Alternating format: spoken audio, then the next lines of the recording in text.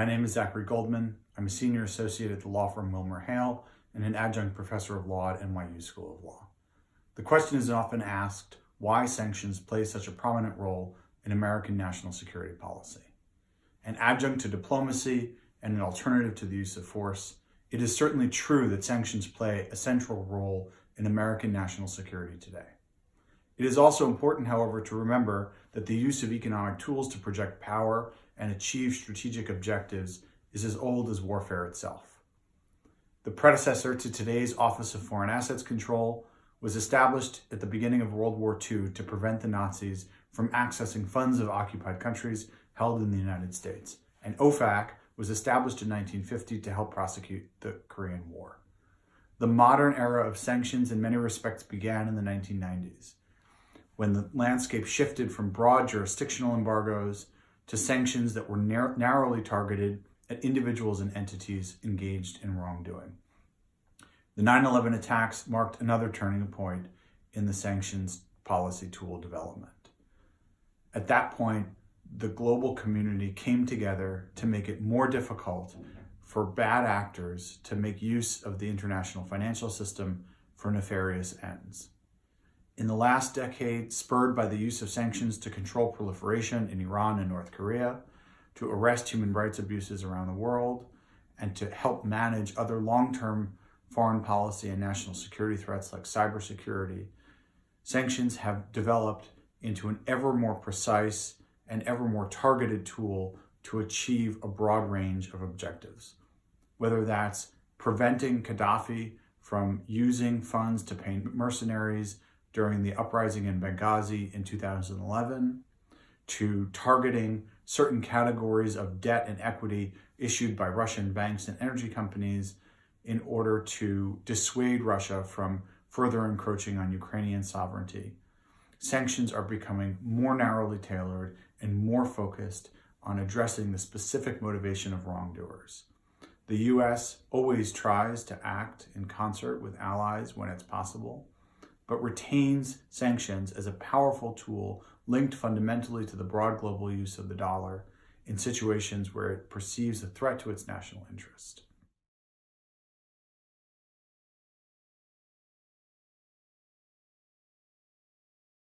I'm Elena Chachko, an SJD candidate at Harvard Law School and a fellow at the Harvard Kennedy School Belfer Center's International Security Program. In this short video, I will talk about the practice of U.S. Economic targeted sanctions under U.S. domestic law. In my Symposium essay, I address the international law aspects of the practice. But first, let me begin with some background. Targeted economic sanctions have become a central tool in U.S. foreign and security policy in the past 2 decades.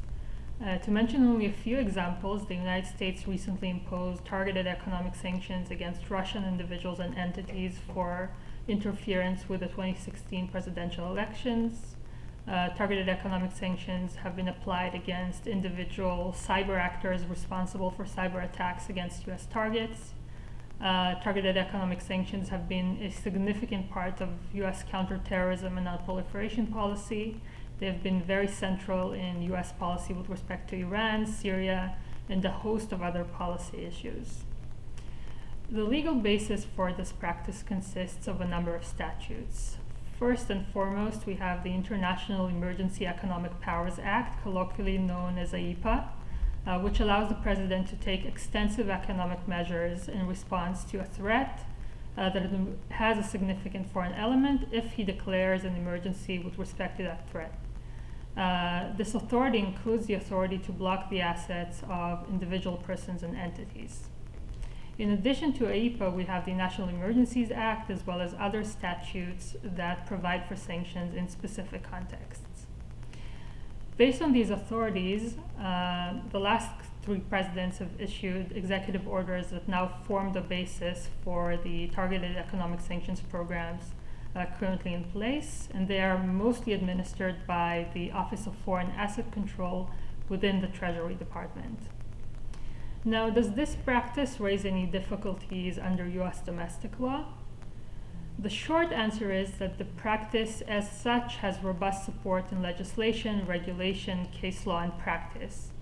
But clearly, the practice of designating individuals without prior notice or hearing, and often based on classified evidence, raises significant due process difficulties.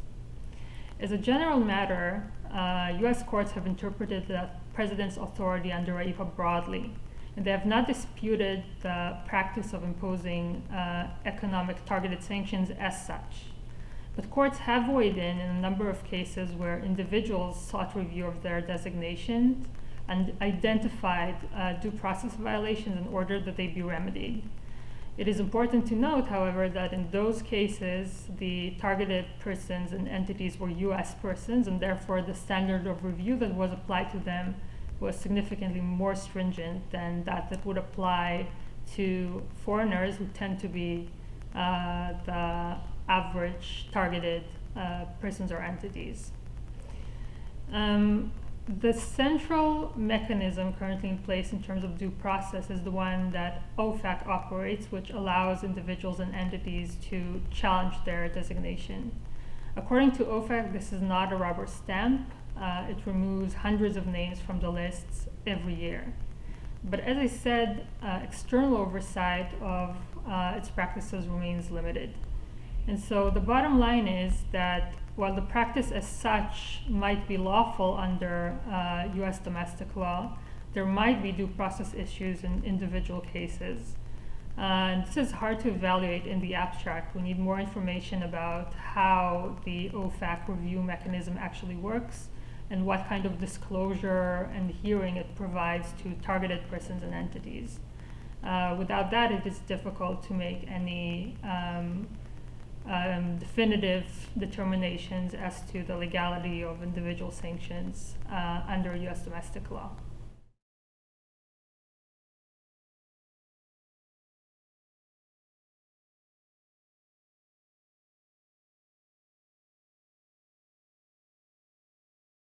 My name is Antonios Zanakopoulos, and I am Associate Professor of Public International Law at the University of Oxford, here in the Law Faculty, where this is being filmed. And it is a great pleasure to be contributing to this American Journal of International Law Unbound Symposium on targeted sanctions. I've been asked to talk about the legality of the practice of the US of taking targeted sanctions, and in particular to answer questions like to what extent do other states also impose targeted sanctions, and what are their perceptions of the legality of such targeted sanctions under international law. Now, in order to answer these questions, we must first clarify that this practice of targeted sanctions was originally developed by the UN Security Council, especially in the 90s, when it realized that comprehensive sanctions had quite significant side effects, in particular with respect to the population of the targeted states. And thus, the Security Council started targeting sanctions to specific individuals and legal entities that were considered as part of the elite of the state or as contributing to the particular conduct of the state in those circumstances. Now, and essentially that meant that the practice of targeted sanctions by the UN Security Council and by individual states developed in a way in parallel. Now, when the national sanctions, let's say, imposed by a state are covered by UN Security Council resolutions, then they can be targeted and they need no independent justification. Just the fact that the state is complying with a UN Security Council resolution under the UN Charter is enough to justify resort to such targeted sanctions. Now, the problem starts, or the problem possibly starts when the state either goes beyond what sanctions the Security Council requires, or when the state imposes sanctions that are not covered by a Security Council resolution at all. So when it autonomously resorts to sanctions.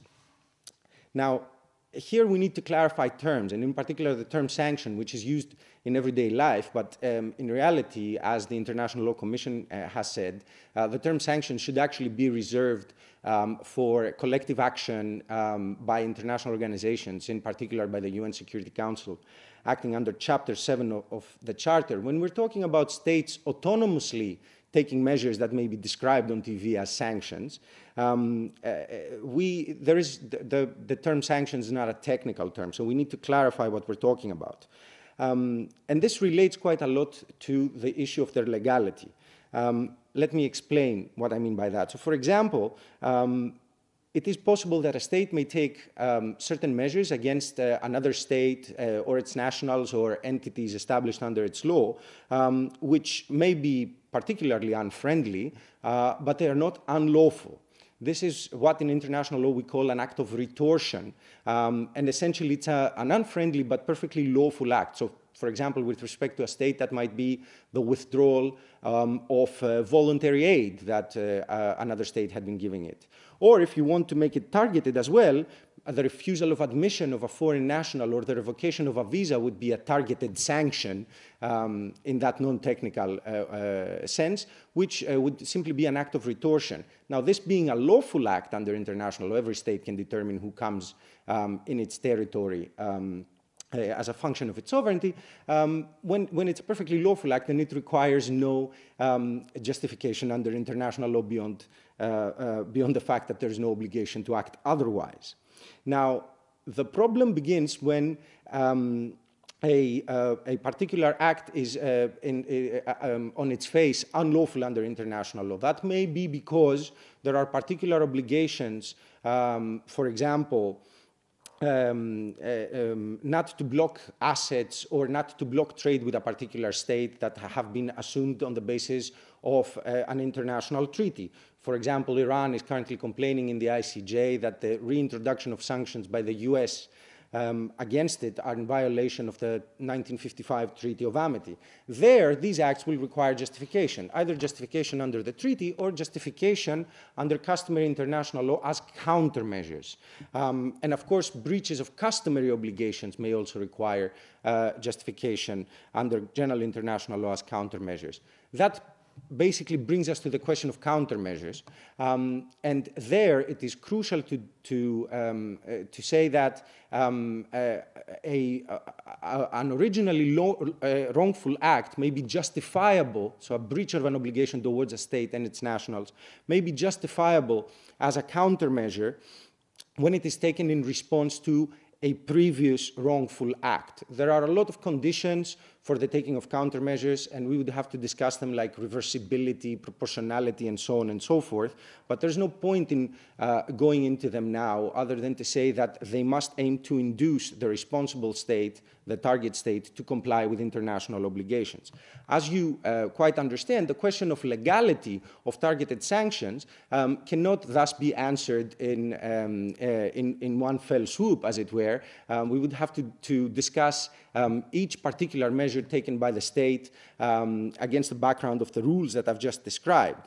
I think, though, the real problem with respect to targeted sanctions is not so much their justifiability with respect to the targeted state, but rather its justifiability with respect to third states. And the reason I'm saying this is because the US has a tendency not only to target sanctions against a particular target state, but also it has a tendency of giving extraterritorial effects to those sanctions. And that means that it seeks to sort of regulate the behavior of nationals of third states so as to prevent them from in any way establishing relationships with a targeted state or targeted entities of that state. Now, this is a tendency that is perceived as wrongful, as unlawful by many states in the European Union, and that is hence strongly resisted by the European Union. Now, I hope that this made some sense, and thank you very much.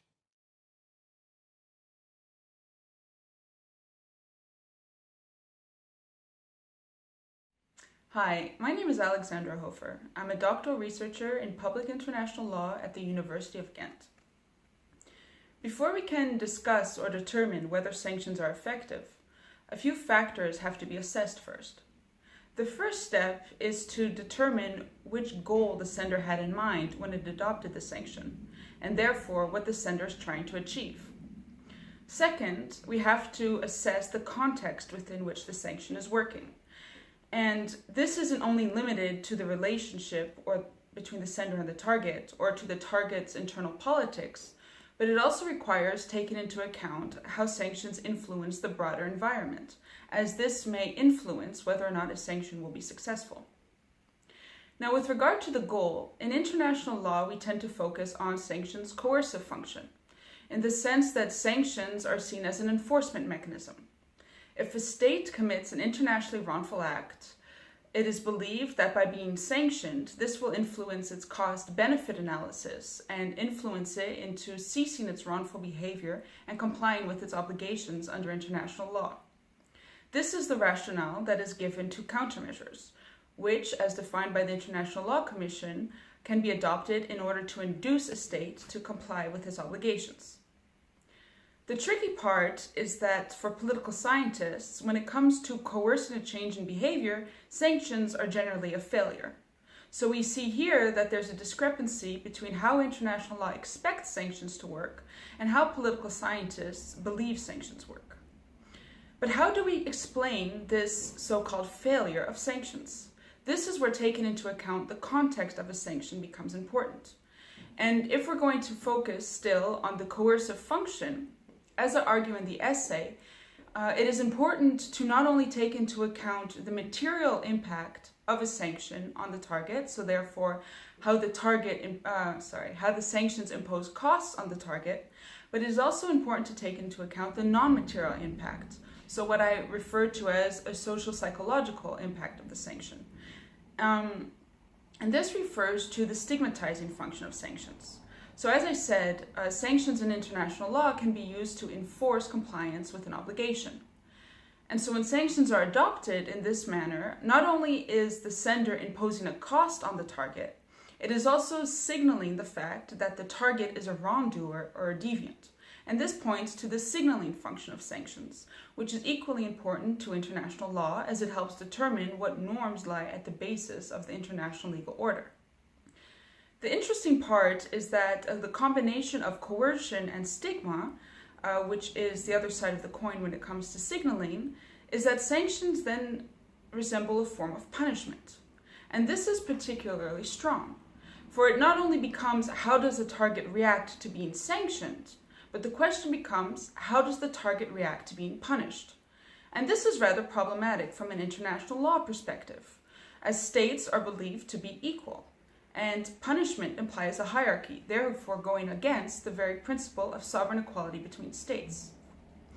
So if we understand the punitive effect of sanctions, meaning the fact that the target may perceive the sanction as a form of punishment, this can provide insight not only on why sanctions fail to coerce a target into changing its behavior, but also what is the broader impact of a sanction in international relations. So sanctions are not only about the relationship between the sender and the target, but also between the sender and other actors of the international community, which include the sender's allies and third parties who may not agree with unilateral coercive measures as a means of enforcement. So whereas the advantage of sanctions lies in enforcing international law, the risk is also that sanctions may have a counterproductive impact. They may push the target to committing to its internationally wrongful behavior, and they may also cause third parties to align with the target as they disagree with unilateral coercive measures as an enforcement mechanism. And if we take this into account, it becomes important for international lawyers to consider other means to enforce international law, mechanisms that would not rely on coercion, but that would be focused on enhancing cooperation and mutual understanding between states. And this is the ideal type of environment within which international law can be complied with.